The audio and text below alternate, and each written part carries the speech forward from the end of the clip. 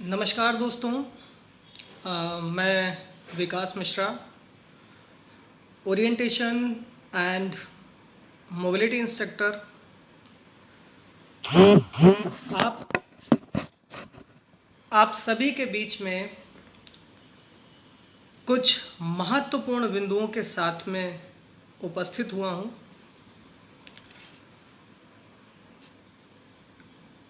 महत्वपूर्ण बिंदु हैं ओरिएंटेशन एंड मोबिलिटी को लेकर। ओरिएंटेशन एंड मोबिलिटी अनुस्थिति ज्ञान एवं चलिष्णुता, जिसे हम सभी लोग जानते हैं। अनुस्थिति ज्ञान एवं चलिष्णुता दृष्टि दिव्यांगों के लिए एक महत्वपूर्ण विषय है। हम सभी ने, खास तौर पे जो हम लोग ओरिएंटेशन एंड मोबिलिटी इंस्ट्रक्टर हैं, जब हम लोगों ने ओरिएंटेशन एंड मोबिलिटी की ट्रेनिंग ली तो सबसे पहले हम सभी को सिखाया गया कि orientation and mobility is the gateway of rehabilitation. अर्थात कहने का अर्थ यह है कि ओरिएंटेशन और मोबिलिटी किसी भी दृष्टि दिव्यांगजन के लिए पुनर्वास का रास्ता है।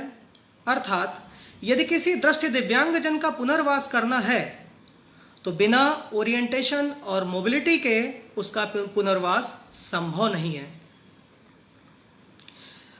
अगर हम लोग इसके तह पे जाएंगे तो मुझे लगता ही है कि ये 100% सत्य है, क्योंकि पुनर्वास का अर्थ है कि उसको पूर्ण रूपेण उसके सभी पक्षों में विकास करके उसकी पर्सनालिटी में, उसके व्यक्तित्व में एक बदलाव लाना, इवन उसके सभी पक्षों को डेवलप करके उनको ऑप्टिमम तक ले जाना, यही पुनर्वास है।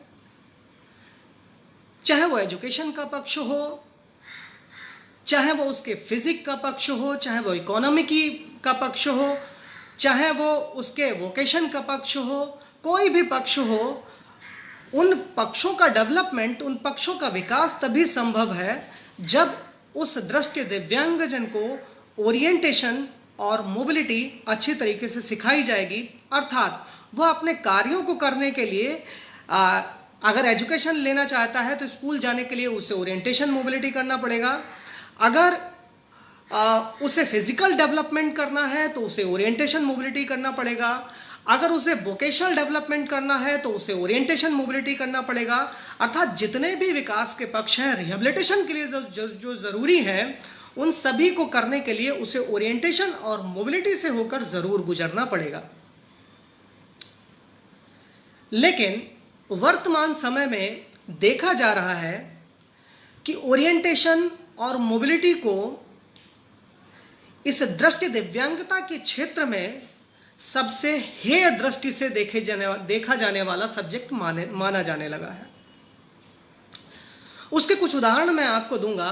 हेय दृष्टि से मैं इसलिए कह रहा हूं कि सबसे पहले अगर ओरिएंटेशन मोबिलिटी रिहैबिलिटेशन के लिए बहुत इंपॉर्टेंट है तो क्यों हर विद्यालय में, जो कि दृष्टि दिव्यांगों से जुड़े हुए विद्यालय हैं, उन सभी विद्यालयों में ओरिएंटेशन एंड मोबिलिटी इंस्ट्रक्टर क्यों नहीं रखा जाता? दूसरा उदाहरण, आप सोचिए कि किसी भी जो ओरिएंटेशन मोबिलिटी से संबंधित जो कोर्स थे, जिनसे कि कोई ओरिएंटेशन और मोबिलिटी विशेषज्ञ बनता था, उन सभी कोर्सों का, उन सभी पाठ्यक्रमों का भारतीय पुनर्वास परिषद के द्वारा बिल्कुल समाप्त कर देना। अर्थात ऐसा लग रहा है कि ओरिएंटेशन और मोबिलिटी इंस्ट्रक्टर की आवश्यकता ही नहीं है, जबकि हम लोगों ने पढ़ा है कि उसे पुनर्वास का, ओरिएंटेशन और मोबिलिटी को पुनर्वास का द्वार कहा जाता है। समस्या यहां पर भी नहीं, क्योंकि आरसीआई में सबसे बड़ी समस्या है कि आरसीआई में जो लोग एक्सपर्ट बनकर जाते हैं वो दृष्टि दिव्यांगता से जुड़े महारथी होते हैं। तो क्या वो महारथी ओरिएंटेशन और मोबिलिटी की उपयोगिता पर उनका ध्यान नहीं जाता, या वो ये समझते हैं कि ओरिएंटेशन और मोबिलिटी शायद वर्तमान में दृष्टि दिव्यांगजन की आवश्यकता नहीं? ये बहुत समस्यात्मक प्रश्न है। इस तरीके से अगर ओरिएंटेशन और मोबिलिटी के एक्सपर्ट बनाए नहीं जाएंगे तो मुझे लगता है दृष्टि दिव्यांगजन का जो हम विकास चाहते हैं, उस विकास में, उस पुनर्वास में कहीं ना कहीं कोई चीज छूट जाएगी। एजुकेशन, शिक्षा अपनी जगह है, शिक्षा के इतर भी उसके बहुत सारे डेवलपमेंट हैं। एक ओरिएंटेशन मोबिलिटी इंस्ट्रक्टर जब किसी विद्यालय में काम करता है तो उसका काम सिर्फ उन बच्चों को चलना फिरना सिखाना नहीं, उसके अलावा भी उसके बहुत सारे काम हैं। जैसे उस बच्चे के अंदर कोई मैनरिस्टिक बिहेवियर है, मैनरिस्टिक बिहेवियर को अगर समझा जाए, कुछ ऐसा व्यवहार जैसे कि जो बच्चे दृष्टि की एब्सेंस में, दृष्टि की अनुपस्थिति में करने लगते हैं, जैसे कि सिर हिलाना, जैसे कि अपने हाथों को हिलाना, जैसे कि जगह पे मूवमेंट करना, जैसे कि एक पैर पे स्टैब्लिश रहना, दोनों पैरों पे हिलना, बहुत सारे ऐसे बिहेवियर हैं जिन्हें मैनरिस्टिक बिहेवियर कहा जाता है। ओरिएंटेशन मोबिलिटी इंस्ट्रक्टर का काम है कि उसके मैनरिस्टिक बिहेवियर को दूर करना। ओरिएंटेशन एंड मोबिलिटी इंस्ट्रक्टर का काम है कि उसको सिर्फ कैंपस के अंदर ही नहीं, कैंपस के बाहर भी उसको चलनशुलता के लिए ट्रेंड करना, उसको प्रशिक्षण देना कि वो बाहर भी उसी तरह से चल पाए जैसे कि कैंपस के अंदर चल रहा है। ओरिएंटेशन मोबिलिटी इंस्ट्रक्टर का काम है कि उसको दैनिक क्रिया कौशल में निपुण बनाना, जैसे कि उसके शूलेस बांधना, वो कैसे अपने शूलेस बांधे, कैसे अपना बटनिंग करे, उसके फाइन मोटर स्किल्स और उसके ग्रॉस मोटर स्किल्स को डेवलप करना ओरिएंटेशन मोबिलिटी इंस्ट्रक्टर का काम है। ओरिएंटेशन मोबिलिटी इंस्ट्रक्टर का काम है कि वो उस बच्चे का होम मैनेजमेंट में उसको एक्सपर्ट बनाना, कि वो अपना घर का प्रबंधन किस प्रकार से करे, ये भी ओरिएंटेशन मोबिलिटी इंस्ट्रक्टर का काम है।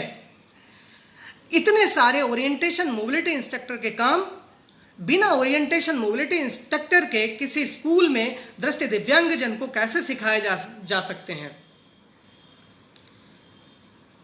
सारे विशेषज्ञ सिर्फ और सिर्फ अपना ध्यान केंद्रित कर रहे हैं दृष्टि दिव्यांगजन की शिक्षा के ऊपर।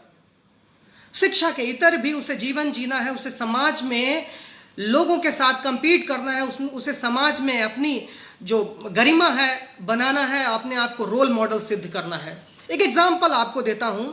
एक दृष्टि दिव्यांगजन पढ़ लिख के मान लिया डीएम, एसडीएम या कोई और बड़ा अधिकारी बन गया, और अधिकारी बनने के बाद भी वो किसी व्यक्ति के सहारे से एक जगह से दूसरी जगह पर जाता है। जरूर वो रोल मॉडल हो सकता है क्योंकि वो आईएएस ऑफिसर या कोई बड़ा प्रशासनिक अधिकारी बन गया, लेकिन वही अधिकारी अगर आत्मनिर्भर होकर एक जगह से दूसरी जगह मोबिलिटी करता है, अपने काम डेली रूटीन के स्वतः करता है, तो शायद वो एक ऐसा रोल मॉडल होगा जो हमारे समाज के लिए, जो ऐसा समाज है जो दृष्टिवान है, उस समाज के लिए एक ऐसा रोल मॉडल बनेगा कि उस रोल मॉडल का पक्ष आत्मनिर्भर पक्ष होगा। जरूर उसकी बात, उसकी प्रसिद्धि उसके आईएएस ऑफिसर होने से लगाई जा सकती है, लेकिन उसकी खूबसूरती उसकी आत्मनिर्भरता से लगाई जाएगी। वो अपने काम स्वतः कर सकता है। एक आईएएस ऑफिसर अपने साथ में बहुत सारे नौकर होते हैं, वो अपने नौकरों से, दृष्टि दिव्यांगजन आईएएस ऑफिसर है तो अपने नौकरों से बहुत सारे काम करवा सकता है, लेकिन कहीं ना कहीं पे उसे सैक्रिफाइस करना ही पड़ेगा। क्यों सैक्रिफाइस करना पड़ेगा? कभी ना कभी वो नौकर उसके पास नहीं होंगे, उसकी कोई इच्छा चलेगी, उसका कोई काम होगा, उसे कुछ करना होगा, लेकिन उसके पास वो आत्मनिर्भर अगर नहीं है तो उन कामों में उसे सैक्रिफाइस करना पड़ेगा, मुझे लगता है। लेकिन अगर वो आत्मनिर्भर है तो वो सैक्रिफाइस नहीं करेगा, वो अपने काम स्वतः करेगा और उसे देखकर दूसरे लोग, दूसरा समाज जागरूक होगा और समझेगा कि एक दृष्टि दिव्यांगजन स्वयं अपने काम कर सकता है, स्वयं अपनी चीजों को निष्पादित कर सकता है, उसे किसी भी सहारे की जरूरत नहीं है, मैक्सिमम अधिकतम काम वो स्वयं कर सकता है। ओरिएंटेशन और मोबिलिटी इंस्ट्रक्टर का काम इतना अच्छा और इतना जरूरी है, तो क्यों सारे विशेषज्ञ इनको नकारते हैं या इसकी उपयोगिता पर अपना पक्ष नहीं रखते? भारतीय पुनर्वास परिषद जैसी बॉडी के पास जाकर, वहां पर जाके ओरिएंटेशन और मोबिलिटी इंस्ट्रक्टर की बातें क्यों नहीं रखते? ओरिएंटेशन और मोबिलिटी की उपयोगिता को क्यों नहीं रखते? ये सोचने वाली बात है। कहा जा रहा है कि डीएड में शिक्षा प्राप्त कर रहे लोग, बीएड में शिक्षा प्राप्त कर रहे लोग ओरिएंटेशन मोबिलिटी इंस्ट्रक्टर का काम कर लेंगे या ओरिएंटेशन और मोबिलिटी बच्चों को सिखा सकते हैं। कैसे संभव है? एक डीएड या बीएड या स्पेशल एजुकेटर जिसका कार्य है कि विषय को पढ़ाना, अर्थात जो सब्जेक्ट है, जो करिकुलम का एक सब्जेक्ट है, इंग्लिश, हिंदी, सामाजिक विज्ञान, कुछ भी हो सकता है, उसको पढ़ाना उसका कार्य है और उसके ऊपर इतनी जिम्मेदारी होती है कि उसे अपने समय से ही उस सब्जेक्ट को, जो भी वो करिकुलम पाठ्यक्रम का हिस्सा है, उसको पूरी तरीके से, अच्छे तरीके से संपादित करना है और बच्चों को सिखाना है। क्या वो अपने बच्चों को, अपने जो भी दृष्टि दिव्यांग बच्चे हैं, उनको जूते के फीते बांधने का टाइम दे सकता है? जरूर दे सकता होगा, आप कहेंगे। क्या वो उसको ओरिएंटेशन और मोबिलिटी के लिए बाहर ले जा सकता है? मुझे लगता है कि ओरिएंटेशन, मोबिलिटी और डे लिविंग स्किल्स या जो भी इससे जुड़े हुए टॉपिक हैं, वो बच्चे को दिन प्रतिदिन सिखाए जाने जरूरी हैं, जिससे कि वो रेगुलर वो सीखे और उन चीज़ों में बिल्कुल निपुण हो जाए। और मुझे नहीं लगता कि कोई डीएड या बीएड प्रशिक्षित, कोई स्पेशल एजुकेटर दिन प्रतिदिन अपना इतना समय दे पाएगा कि वो इन सारे पक्षों पर अच्छी तरीके से ध्यान दे पाए। दूसरी चीज है, डीएड या बीएड प्रशिक्षित अपने पाठ्यक्रम में मुश्किल से, मुझे लगता है डीएड में 270 घंटे ओरिएंटेशन मोबिलिटी के हैं। क्या वो 270 घंटे में इतना सीख पाता है कि वो अच्छी तरीके से एक विशेषज्ञ के रूप में, अनुस्थिति ज्ञान एवं चलिष्णुता के विशेषज्ञ के रूप में अपनी चीजों को बच्चों के बीच में रख पाए? नहीं, संभव नहीं। दूसरी चीज है, डीएड या बीएड प्रशिक्षितों को कितने सारे इंस्टीट्यूट, कितने सारे संस्थान हैं जिनको ओरिएंटेशन और मोबिलिटी की व्यापक शिक्षा देते हैं, अच्छे तरीके से शिक्षा देते हैं? नहीं। मुझे लगता है कि ओरिएंटेशन और मोबिलिटी की जो किताबी भाषा है वो तो सिखा दी जाती है संस्थानों में, लेकिन उंगलियों पर गिनने वाले इंस्टीट्यूट ऐसे हैं जो कि ओरिएंटेशन और मोबिलिटी की प्रैक्टिकल ज्ञान, प्रायोगिक ज्ञान बच्चों को देते होंगे। उंगलियों पर ऐसे संस्थान हैं। क्यों? क्योंकि ओरिएंटेशन और मोबिलिटी इंस्ट्रक्टर ही बहुत कम है, तो उस प्रशिक्षण संस्थानों में कैसे उन बच्चों को ट्रेनिंग, उन डीएड और बीएड प्रशिक्षितों को ट्रेनिंग कैसे दी जा सकती है, मुझे पता नहीं। मेरा इस पे एक प्रश्नवाचक चिन्ह है कि शायद ऐसा सभी संस्थानों में ऐसा नहीं होता, ओरिएंटेशन और मोबिलिटी की प्रॉपर ट्रेनिंग नहीं दी जाती। दूसरा पहलू, ओरिएंटेशन और मोबिलिटी विषय पे जो तकनीकी है, जो टेक्निक्स है, उस पर अलग अलग राय, अलग अलग टेक्निक्स का बताना। ओरिएंटेशन और मोबिलिटी के लिए जितनी भी टेक्निक अभी तक रखी गई हैं, वो टेक्निक, सभी टेक्निक, जितनी भी टेक्निक हैं, वो सभी टेक्निक वैलिड हैं और सभी टेक्निक लॉजिकली सही हैं और साइंटिफिक, वैज्ञानिक तरीके से वो उनका तर्क है, वो मैं आपको कुछ देर में बताऊंगा। इसी बीच में मैं आपसे ये भी कहना चाहता हूँ कि अगर आप लोगों के कोई प्रश्न है तो मुझसे प्रश्न अवश्य पूछें। अगर मैं लाइव उन प्रश्नों का उत्तर नहीं दे सकता तो आपके जो भी कमेंट हैं उनके उत्तर में मैं उनका जो भी आपके प्रश्न हैं उनका उत्तर अवश्य दूंगा। अलग अलग टेक्निक का सिखाया जाना बहुत ही चिंताजनक है। एक महत्वपूर्ण टेक्निक जिसको हम लोग सुरक्षात्मक तकनीक बोलते हैं और जिसको कहा जाता है प्रोटेक्टिव टेक्निक, और प्रोटेक्टिव टेक्निक में भी अपर बॉडी प्रोटेक्टिव टेक्निक। बहुत सारे प्रशिक्षित अपने हिसाब से ट्रेनिंग दे रहे हैं बच्चों को कि अपर बॉडी प्रोटेक्टिव टेक्निक किस प्रकार से है। वर्तमान में कुछ प्रशिक्षित ओरिएंटेशन और मोबिलिटी में जब प्रोटेक्टिव टेक्निक की बात करते हैं तो प्रोटेक्टिव टेक्निक का जो मुख्य मतलब हमें जो रक्षा करनी है, हमें जो ऊपर के अपने सीने से लेकर और हेड हाइट तक जिन अंगों को बचाना है, सीने से लेकर और हेड हाइट तक जो ऐसे अंग हैं जो बड़े नाजुक अंग हैं हमारे, जो कि हमारे चेहरे पे जो अंग हैं उनको बचाना विशेषकर सुरक्षात्मक तकनीक के द्वारा जरूरी है। लेकिन सुरक्षात्मक तकनीक में कुछ लोग, कुछ प्रशिक्षित एक टेक्निक का प्रयोग कर रहे हैं। मुझे पता नहीं वो टेक्निक कहाँ से उन्होंने सीख ली। टेक्निक है कि वो लोग इस तरीके से तकनीक को सिखाते हैं, मतलब हाथ का ये हिस्सा सामने रहता है और चेहरे के इस तरीके से सामने रहता है। इस तरीके से टेक्निक को सिखाते हैं। इस तरीके से टेक्निक को सिखाने का मतलब मुझे आज तक समझ नहीं आया। मेरा जो अपना टेक्निक है मैं उसमें बताता हूं कि हथेली को सामने रखना है इस तरीके से।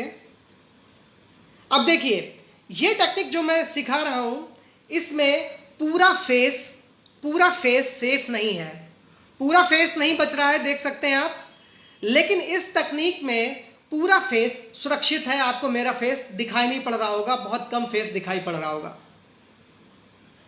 जब मैं कहता हूं कि ये टेक्निक सही नहीं है, किताबों में भी ये टेक्निक कहीं नहीं दी गई है, जब मैं कहता हूं ये टेक्निक सही नहीं है तो हमारे विशेषज्ञ लोग बोलते हैं कि नहीं, ये टेक्निक सही है। क्योंकि ये टेक्निक इसलिए जरूरी है क्योंकि अगर बच्चा ऐसे चलेगा या दृष्टि दिव्यांगजन ऐसे चलेगा तो उसकी उंगलियों में कहीं ना कहीं चोट लग सकती है, जिससे कि ब्रेल पढ़ने में परेशानी होगी। मेरा उन सभी विशेषज्ञों से एक सवाल है कि अगर वो ब्रेल इस हाथ से पढ़ता है तो इस हाथ से अगर यूज कर लेगा, लेफ्ट हैंड से यूज कर लेगा तो कोई परेशानी, अब तो ब्रेल पढ़ने में कोई परेशानी नहीं होगी। चलिए, ये भी बात मैं नकार देता हूं। चलिए, मेरी ये बात भी गलत हो सकती है, हो सकता है बच्चा दोनों हाथों से ब्रेल पढ़ता हो। दूसरा तर्क मैं देता हूं, अगर आप इस तरीके से टेक्निक का यूज कर रहे हैं तो ये बताइए कि क्या कंटिन्यू आपकी उंगलियां किसी चीज से टकराती रहती हैं? लगातार जब आपकी उंगलियां नहीं टकराएंगी किसी चीज से, अचानक ही अगर किसी दीवार से टच होता है ना, तो इन उंगलियों में जो हमारी स्पर्श शक्ति है वो स्पर्श शक्ति का ह्रास नहीं हो सकता, नहीं लगता, मुझे नहीं हो सकता। लेकिन इस टेक्निक की मैं ये टेक्निक गलत क्यों है वो मैं सिद्ध करता हूं। मेरा एक अनुभव है। मैं राष्ट्रीय दृष्टि दिव्यांगजन सशक्तिकरण संस्थान में काम कर रहा था और एक आर्मी का व्यक्ति जो मेरा स्टूडेंट था वो मेरे साथ ओरिएंटेशन और मोबिलिटी टेक्निक करके जा रहा था। उसके हाथ में छड़ी थी और साथ में वो प्रोटेक्टिव टेक्निक का भी प्रयोग कर रहा था। NIVH के गेट से निकलते ही राइट साइड में जब हम मुड़ते हैं तो राजपुर रोड की तरफ जाते हैं। फुटपाथ पे चलते चलते एक कर्व आता है। दीवार के सहारे वो छड़ी को टकराते हुए जा रहा था। दीवार के ऊपर रेलिंग लगी हुई थी लोहे की और उस रेलिंग में भालेनुमा आकृति, इस तरीके से आकृति निकली हुई थी। उस भालेनुमा आकृति में वो काफी ऊंची थी, लेकिन ढलान पे होने के कारण एक जगह पर वो भालेनुमा ग्रिल जो थी, जो रेलिंग थी, जो ऊपर लगी हुई थी ग्रिल, वो भालेनुमा ग्रिल वो आर्मी पर्सन की हेड हाइट तक पहुंच रही थी। छड़ी टकराते हुए जब वो जा रहा था, अचानक छड़ी सही तरीके से नहीं चला पाया, प्रोटेक्टिव टेक्निक का इसी तरीके से प्रयोग कर रहा था और अचानक उन दो भालेनुमा आकृति के बीच में उसका हाथ चला गया। मतलब उसे पता नहीं चल पाया कि कब भालेनुमा आकृति आई, उसके बीच में हाथ चला गया और हाथ जाने के बाद वो भालेनुमा आकृति, जो भालेनुमा आकृति थी, लोहे की ग्रिल थी, वो उसके माथे पर जैसे ही टच होने को थी, मैंने उसे पैंट से पकड़कर पीछे खींचा। सोच में था और कुछ देर तक अवाक था और अपने आप को कुछ तरीके से, किसी तरीके से शांत किया कि अगर मैंने इसको न खींचा होता तो आज इस व्यक्ति को काफ़ी चोट लगती और बहुत बड़ा आघात हो जाता, जिसकी वजह से हो सकता है मैं भी समस्या में आ जाता। मैंने इस टेक्निक पे गौर किया और मैंने देखा कि अगर इस टेक्निक की बजाय उस आर्मी पर्सन ने इस टेक्निक का प्रयोग किया होता तो शायद वो भालेनुमा आकृति से अपने आप को बचा पाता, अर्थात उसके हाथ में टच होती, हो सकता है चोट लग सकती थी, हाथ की चोट को सही किया जा सकता है, बहुत जल्दी सही हो सकती है, या इतनी चोट नहीं आती क्योंकि हम हाथ बहुत बिल्कुल कड़ा करके नहीं रखते हैं। लेकिन अगर यहाँ पे चोट लगती तो शायद ये आघात अगर आंख में ही घुस जाती तो ये आघात बड़ा मुश्किल होता और उसको ये चोट बहुत ज़्यादा ही लग सकती थी। बताइए, इस टेक्निक का प्रयोग जब हम वर्जित करने को बोलते हैं तो हमारे जो विशेषज्ञ हैं, जो इस टेक्निक को ही पूर्णतः सत्य बोलते हैं, वो इस टेक्निक को सही बताते हैं। मैंने जो आपको बताया आप उस पर गौर करिएगा, उसको देखिएगा, क्या यह टेक्निक जो मैं आपको बता रहा हूं यह सही है या नहीं है। विचार आपका है, सोचना आपका है, आप सिद्ध कर सकते हो, आप सोच सकते हो, आप पढ़े लिखे लोग हो कि दोनों तकनीक में सबसे अच्छी तकनीक कौन सी है। दूसरी तकनीक छड़ी को पकड़ने की, मैं कुछ तकनीक पे बात करूंगा, ज़्यादातर सिर्फ दो ही तकनीक पे बात करूंगा। छड़ी को पकड़ने के लिए कुछ लोग छड़ी को पकड़ते हैं इस तरीके से, कुछ लोग छड़ी को पकड़ते हैं इस तरीके से, ठीक है। इस तरीके से छड़ी को पकड़ते हैं, मतलब जो उंगली है आपकी वो साइडवर्ड रहेगी, और कुछ लोग छड़ी को इस तरीके से पकड़ते हैं। छड़ी को इस तरीके से पकड़ने का एक तर्क है कि छड़ी को इस तरीके से इसलिए नहीं पकड़ सकते क्योंकि इस तरीके से पकड़ने पे हमारी जो रिस्ट का मूवमेंट है वो प्रॉपर नहीं हो सकता। लेकिन इस तरीके से छड़ी को पकड़ने पर हमारी रिस्ट का मूवमेंट प्रॉपर हो सकता है। लेफ्ट एंड राइट दोनों साइड में छड़ी समान तरीके से घूम सकती है, इसलिए हमेशा उंगली को साइडवर्ड रखना चाहिए। ऊपर उंगली को फ्रंट साइड में ऊपर की तरफ उंगली को रखना सही नहीं है। ऊपर उंगली को रखना इसलिए भी सही नहीं है क्योंकि जैसे ही ये छड़ी कहीं फंसती है, किसी चीज से टकराती है, तो ये छड़ी हमारे हाथ से नहीं छूटेगी बल्कि हमारे पेट या कहीं पे लग सकती है। लेकिन अगर इस तरीके से छड़ी हम पकड़ रहे हैं तो ये अंगूठा ओपन होगा और छड़ी कहीं ना कहीं हमारे हाथ से छूट जाएगी, हमारे पेट में नहीं टकराएगी और हमें चोट नहीं लगेगी। हर चीज मोबिलिटी में हर चीज तर्क पे आधारित है, हर चीज तर्क पे आधारित है। कोई भी प्रश्न का जवाब अगर आप मेरे से चाहते हैं तो उसका तर्क है। सर्चिंग पैटर्न, गिरी हुई वस्तु को खोजना, उसमें भी तर्क है। सबसे पहले गिरी हुई वस्तु में अगर साउंड है तो उस साउंड तक जाना इंपॉर्टेंट है, उस साउंड को सुनना इंपॉर्टेंट है, उस साउंड तक जाना इंपॉर्टेंट है। उस साउंड तक जाने के बाद में हाथों को, हथेली से सर्च करना इंपॉर्टेंट है। और सर्च इस पैटर्न में किया जाए कि जो सरफेस है उस सरफेस का पूरा एरिया हम कवर करें। और एक रेफरेंस पॉइंट बनाना भी जरूरी है कि हमें यह पता लगे कि हमने सर्च कहां से शुरू किया था और हमें कहां तक जाना है।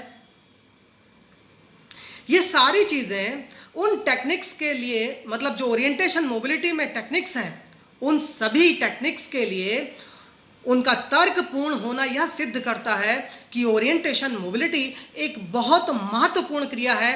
अगर ओरिएंटेशन और मोबिलिटी की तकनीक को गलत ढंग से सिखाया जाएगा या बच्चे को गलत ढंग से शिक्षा दी जाएगी तो हो सकता है उस बच्चे को उस गलत मोबिलिटी की वजह से नुकसान हो जाए, उसका एक्सीडेंट हो जाए, उसको परेशानी हो जाए। तो मेरा जितने भी विशेषज्ञ हैं, विशेषकर ओरिएंटेशन और मोबिलिटी से संबंधित, उन सभी विशेषज्ञ से मेरा हाथ जोड़कर निवेदन है, कृपया अपनी टेक्निक को सिखाते समय, अपनी टेक्निक को जब भी सिखाएं तो ये जरूर सुनिश्चित कर लें, अपने आप उस टेक्निक को करके देखें और उस टेक्निक को सिखाने से पहले यह सुनिश्चित कर लें कि आपकी टेक्निक पूरी तरीके से विश्वसनीय है कि नहीं है। आपकी टेक्निक की वजह से कहीं अगर आप कोई मॉडिफिकेशन करते हैं, आपकी टेक्निक की वजह से कहीं किसी बच्चे को परेशानी ना हो जाए, ये बहुत ज़रूरी है। हम लोग क्यों किसी चीज़ पे विचार नहीं करते, किसी चीज़ को स्वीकार नहीं करते? क्या हमारा अहम इतना हो सकता है कि हम अपने में सुधार ना करें? हो सकता है मेरी भी टेक्निक गलत हो सकती है, आप मुझे भी अगर बताएंगे और तर्क बताएंगे और वो तर्क सही होंगे, मैं अपने में सुधार करूंगा, मैं अपनी टेक्निक को सुधार करूंगा, अपनी तकनीक में सुधार करूंगा और आपकी तकनीक को लोगों तक पहुंचाऊंगा अगर वो तकनीक सही है। डेली लिविंग स्किल्स सिखाते समय मेरी एक वही बात है कि डेली लिविंग स्किल्स सिखाते समय यह जानना है कि बच्चे की आवश्यकता क्या है, बच्चे को आसानी से कैसे सिखाया जा सकता है, बच्चे को उस टेक्निक से कहीं कोई प्रॉब्लम ना हो, बस यही है।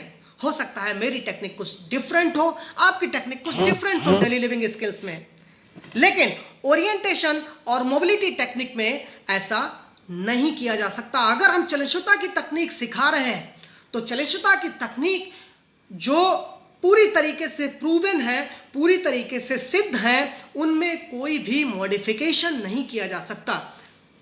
बहुत सारे इलेक्ट्रिक गैजेट्स आ गए हैं, स्मार्ट केन आ गई है, बहुत सारे आ गए हैं, लेकिन स्मार्ट केन के आने से जो बेसिक केन टेक्निक है वो कहीं तरीके से उसको सब्स्टिट्यूट नहीं कर पाई है, उसका सब्स्टिट्यूशन नहीं है, बेसिक केन टेक्निक को नहीं हटा पाई है। वही ग्रिप, वही छड़ी को चलाना, वही लेफ्ट एंड राइट मूव करना, वही स्टेप कोऑर्डिनेशन, वो उस चीज को नहीं हटा पाई है।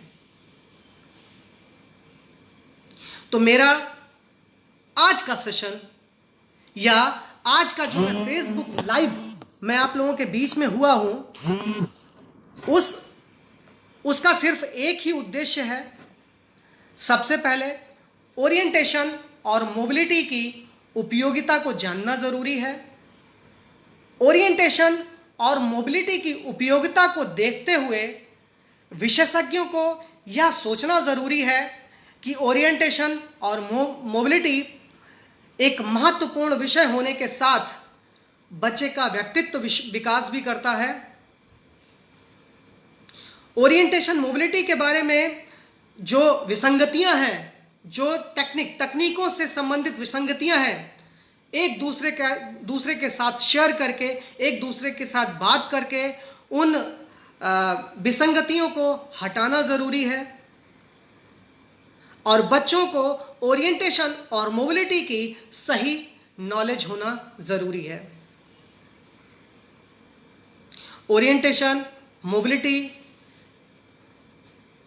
जैसा महत्वपूर्ण सब्जेक्ट, जैसा महत्वपूर्ण विषय जिसके द्वारा व्यक्ति में सेल्फ कॉन्फिडेंस डेवलप हो सकता है, जिसके द्वारा व्यक्ति इंडिपेंडेंट हो सकता है, जिसके द्वारा व्यक्ति में पर्सनालिटी डेवलपमेंट हो सकता है, जिसके द्वारा व्यक्ति समाज में अपने आप को एक रोल मॉडल बना सकता है। हो सकता है एजुकेशन में कहीं वो पीछे रह जाए, लेकिन जब वो अपने कार्यों को निष्पादित करेगा तो दृष्टि की एब्सेंस में दूसरों के लिए उस व्यक्ति के कार्य एक जादू की तरह लगेंगे। वो सोचेगा कि कैसे एक विजुअली इंपेयर्ड इतनी अच्छी तरीके से अपने कार्यों को निष्पादित कैसे कर सकता है।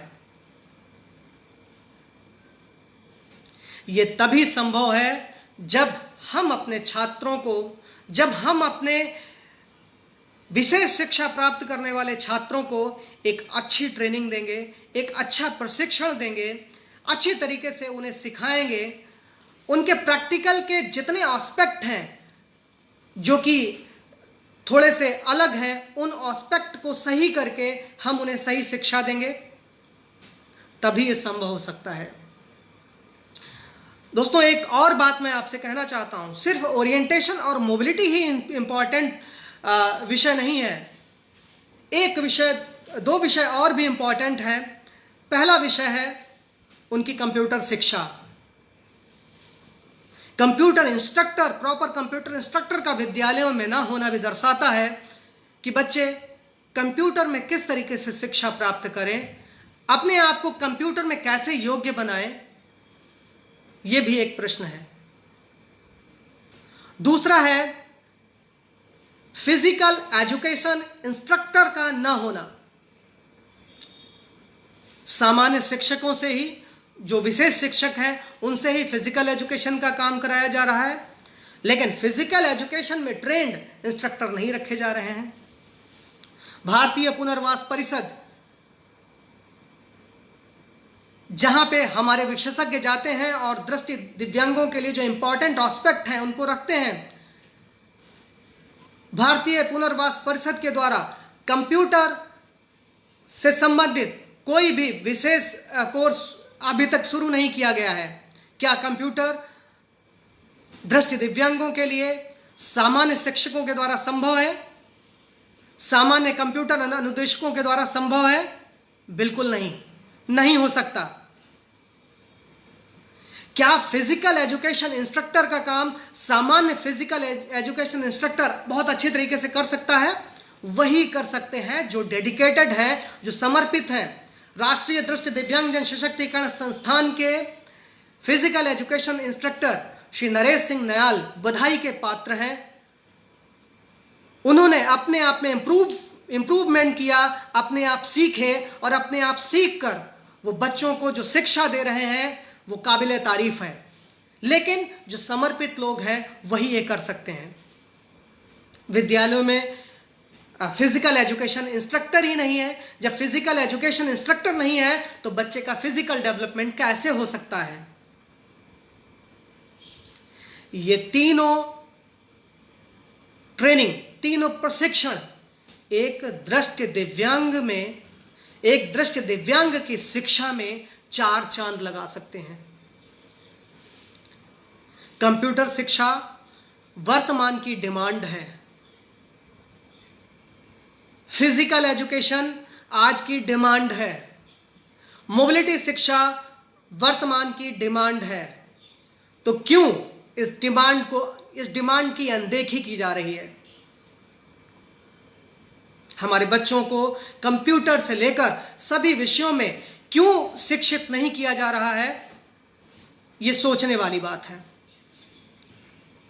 शिक्षा किसी भी बच्चे का अधिकार है, राइट्स है।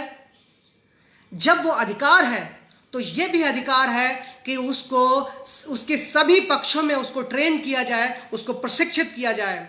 बच्चे को एक रोटी आप कम खिला सकते हैं, एक कपड़ा कम पहना सकते हैं, उसकी एक नीड है, उसकी ज़रूरत, मान लिया उसे कुछ खाने पीने की ज़रूरत है या कोई और ज़रूरत है, उसको मोबाइल की ज़रूरत है या कोई और ज़रूरत है, उसको कम किया जा सकता है। लेकिन उसके शिक्षा के संपूर्ण एस्पेक्ट को देना ज़रूरी है। और विशेषकर दृष्टि दिव्यांगजनों के संपूर्ण एस्पेक्ट जो उस शिक्षा के लिए ज़रूरी हैं, उनको देना उसके लिए, उस बच्चे के लिए बहुत आवश्यक है। अगर हम ईमानदारी से उस बच्चे का पुनर्वास करना चाहते हैं। सिर्फ सब्जेक्ट की शिक्षा देना इंपॉर्टेंट नहीं है, उसके सभी पक्षों को ध्यान रखते हुए उसके सभी पक्षों की शिक्षा देना बहुत ज़रूरी है। हम लोग सोचें, एक मानसिक एक मंथन करें और यह निष्कर्ष निकालें कि मैंने जो बात कही क्या उस बात में दम है, क्या उन बातों को रखना जरूरी है। एक चीज और मैं कहना चाहूंगा, इवैल्यूएशन में, मूल्यांकन में हम सब लोग कहते हैं कि बच्चों का मूल्यांकन, जो दृष्टि दिव्यांग बच्चे, हमारे जो विशेषज्ञ हैं, जो हमसे जुड़े लोग हैं, वो कहते हैं कि बच्चों का कंप्यूटर के द्वारा उनको काम क्यों नहीं कराया जाता, कंप्यूटर पे उनका इवैल्यूएशन नहीं किया जाता, क्यों नहीं किया जाता। कैसे ये संभव है जब उसको कंप्यूटर की शिक्षा ही नहीं दी गई है। हम कहते हैं कि वो अपनी ऑडियो के बुक्स को, टॉकिंग बुक्स को जो है लाइब्रेरी से, जो भी बहुत सारी टॉकिंग लाइब्रेरी हैं, उनसे उनको डाउनलोड करे और उनसे उनको सीखे, उनसे उनको निकाले। कैसे ये संभव है जब बच्चे को मोबाइल चलाना ही नहीं आता। हम कहते हैं कि हमारा बच्चा उसका फिजिक्स सही रहे, वो मोटा न लगे ज़्यादा, वो अच्छी तरीके से उसका डाइजेशन हो, अच्छी तरीके से वो दौड़े, अच्छे तरीके से काम करे, अच्छे तरीके से अपने कार्यों को निष्पादित करे। कैसे ये संभव है अगर उस स्कूल में फिजिकल एजुकेशन इंस्ट्रक्टर ही नहीं है, अगर उसको फिजिकल एजुकेशन ही नहीं दी गई है। कैसे संभव है, कैसे ये संभव है कि वो बच्चा स्टेशन तक जाकर अपने कार्य करे, अपनी गाड़ी पर जाके, रेल पर जाके खुद बैठे, वो अपने डाकखाने में अपने जो भी उसका लेटर है उसको पोस्ट करे। कैसे ये संभव है कि वो किसी कोचिंग में जाकर खुद ब खुद अकेले पहुंच पाए। कैसे ये संभव है कि वो बस से अपने घर जा पाए। कैसे ये संभव है कि वो देखने में वेल मेंटेन्ड लगे, अपने बालों को अच्छे तरीके से बनाए, शेविंग अच्छी तरीके से करे, अपने नाखूनों को काट कर रखे, बटनिंग सही से करे, प्रेस शर्ट पहने, शर्ट और पैंट का प्रॉपर मैचिंग करके रखे। कैसे ये संभव है अगर वहाँ पे ओरिएंटेशन मोबिलिटी इंस्ट्रक्टर नहीं है, उसको वो चीज़ें सिखाने वाला व्यक्ति नहीं है।